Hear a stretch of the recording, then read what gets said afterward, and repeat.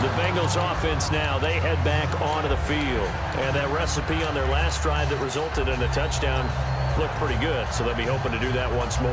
And it takes me back to when we sat with the offensive coordinator and the head coach. They felt pretty good about their game plan and thought there were some holes in the defense, and they exploited them the last time out. Let's see if they can come back and put together a similar drive. And we'll see if they can do just that. And it pops free. The collision there jarred the ball loose and brings up second down. You know, that incompletion gives us a second. Seems like each week we talk about a certain division. We haven't discussed the NFC North a whole lot. Packers, Vikings, those were the top heavy favorites, and now could be the Detroit Lions. You're so right about that. Packers, Vikings, Vikings, Packers. It depended on who you talk to, but no one mentioned the Lions, who now lead the NFC North as they head into a Thanksgiving Day tilt with the Minnesota Vikings. Boy, what intrigue that game has now. And now Dallas gets set to take the field. And the last time they had the football, they surrendered 2 points on the safety. They don't want to do that one again. No, not at all. It's almost like a bases clearing double, isn't it? Give up a couple of runs. Sure. just messes things up for you offensively. But now they've got to go ahead, take it, set it aside, and move forward. Now Prescott. And he'll be taken down by the Bengal pressure.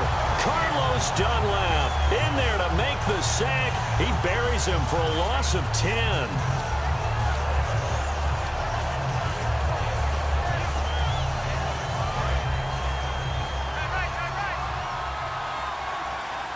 One man in the backfield, Elliott. Now a shotgun snap as they'll look to throw. Looking deep downfield. That's caught inside the 20.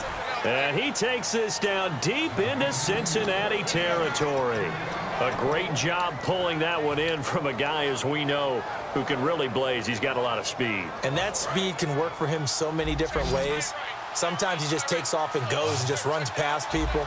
Sometimes you get people to back off so far that you can catch everything underneath. But still, at some point in the game, you probably have to make some contested catches, right? Sometimes you have to go up and beat a defender for the football. He has that in his arsenal as well. Showed it right there.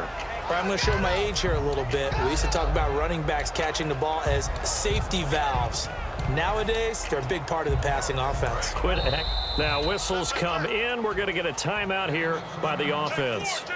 It's just their first, so they'll have 2 remaining here before we get to halftime.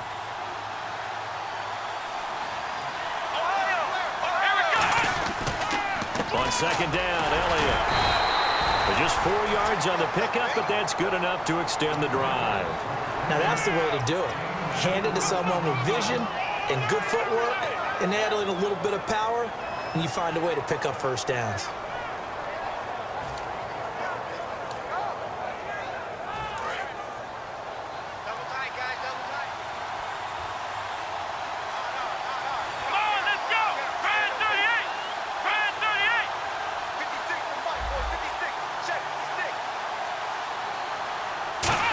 And he'll get in. Touchdown, Cowboys.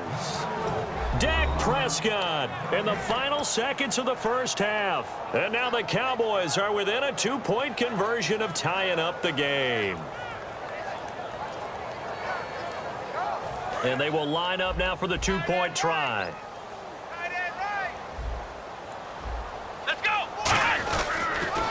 They'll try to run it in with Elliott, but he is not going to make it into the end zone. They stop him short, so they'll add only 6 as we come up on halftime. Bailey now to kick it away after the touchdown. And on the return, here comes Adam Jones. And they're going to start this drive in pretty good shape as they get it up past the 30. Now the Cincinnati offense ready to see what they can do here. And from this spot in the field with the clock where it's at, you think we're just going to see a knee and that's it? And I think in this situation, that's the proper play. But we do know there's some risk takers out there that may want to take one more shot before the clock runs out. A solid stiff arm. There goes Jeremy Hill. And he's in for the touchdown on the final play of the first half. The prayer is answered. How did they get that done? And they extend their lead, a little added cushion into the lockers. What a way to finish. Tremendous way That's momentum that they carry in with them.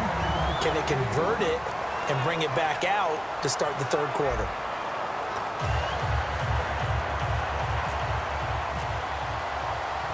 So both teams have their marching orders, and we'll get going again here in quarter number 3. Fielded about a yard deep. And it's a pretty good return here as he'll get it up to the 29-yard line. The Bengal offense now with a football first here to begin quarter number 3. They have the lead. Now they'll be looking for some separation here as we begin the third quarter. I like the way you term that because now I think they go a little bit deeper into their playbook. They like what they did in the first half. That worked okay.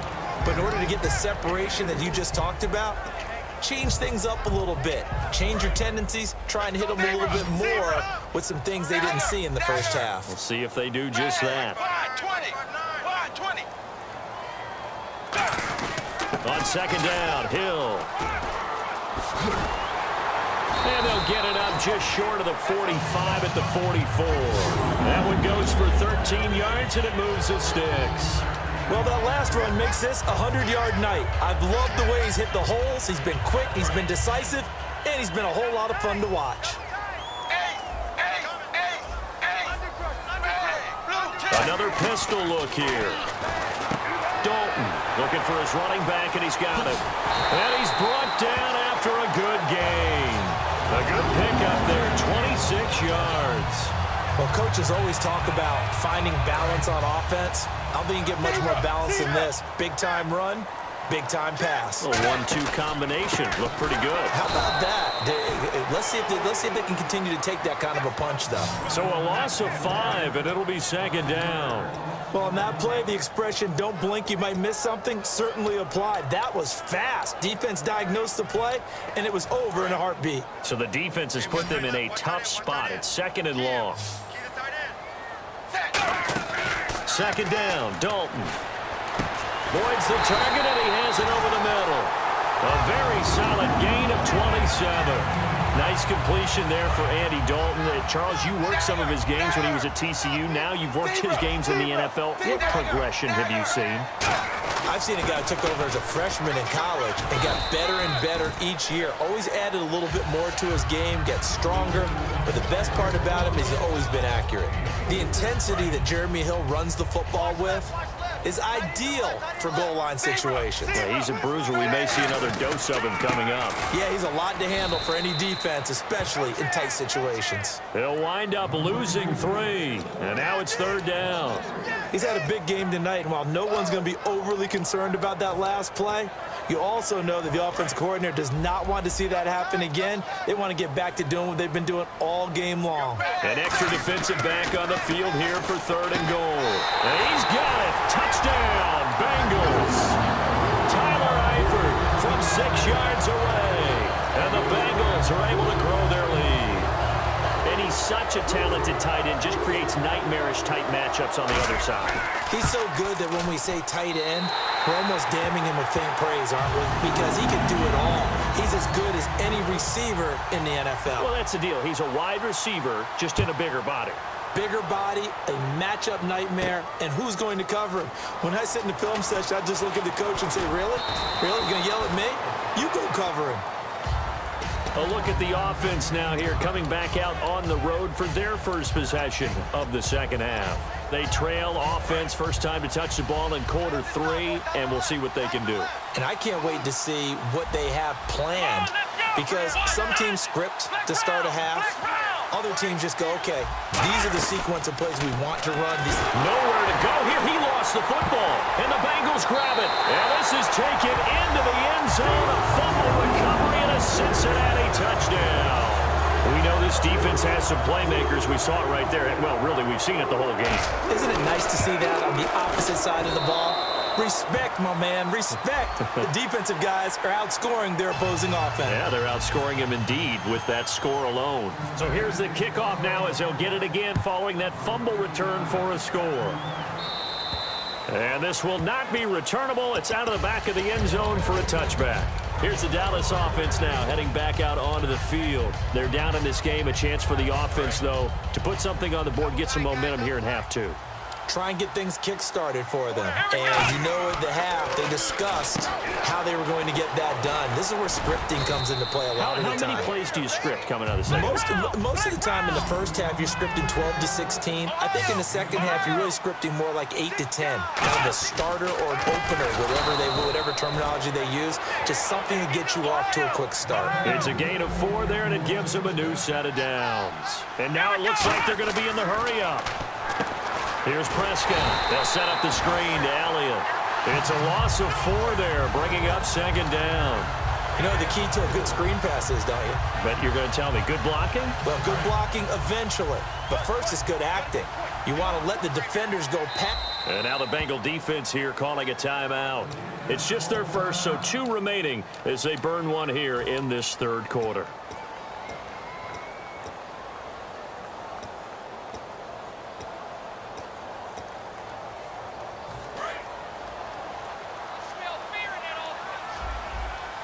They'll come out in the pistol.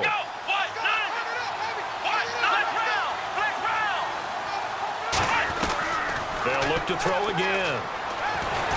And he'll be hit as he releases it, and that'll fall incomplete. It's a tried-and-true formula, and I don't think it'll change for as long as we play football. If someone's trying to throw the ball and you can put pressure on them and make it tough, that's only going to help your defense. Yeah, he's since being hurried. He got rid of it before taking the hit, but incomplete. They'll stick with the passing game as he looks to throw. And that is incomplete. The man with over 1,000 catches, Jason Witten, the intended receiver. Now 4th down. It's always tough for the guys throwing the football when they think they've got a completion and the ball's almost there, and then someone sneaks a hand or 2 in and bats it away. And now they're going to go for it. This isn't 4th and inches. This is 4th and 14.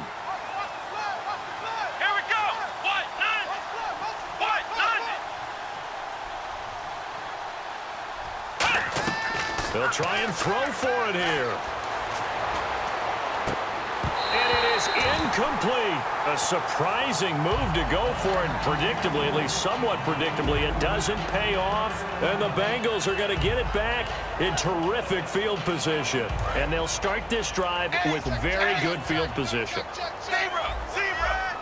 Hill, the lone setback.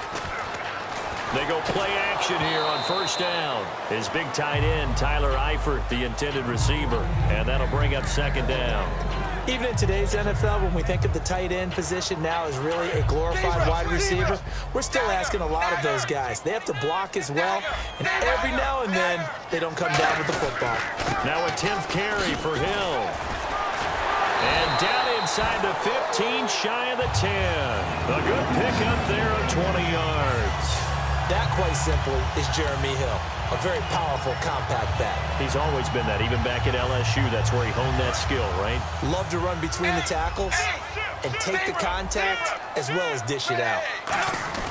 They run it again with Hill. Call it a gain of 4 on 1st, and that'll make it 2nd down. You know how we get focused at end of the half and into the game situations about how much time's on the board and, you know, what you need to do? Sometimes you don't even have to worry about that. That's just smart football. You know, that kind of a lead, staying in bounds, it burns clock, even in a situation that we're not really focused on it. Back now in Cincinnati. A lot of happy faces in the crowd at this point as their guys have a big lead here to start quarter number 4.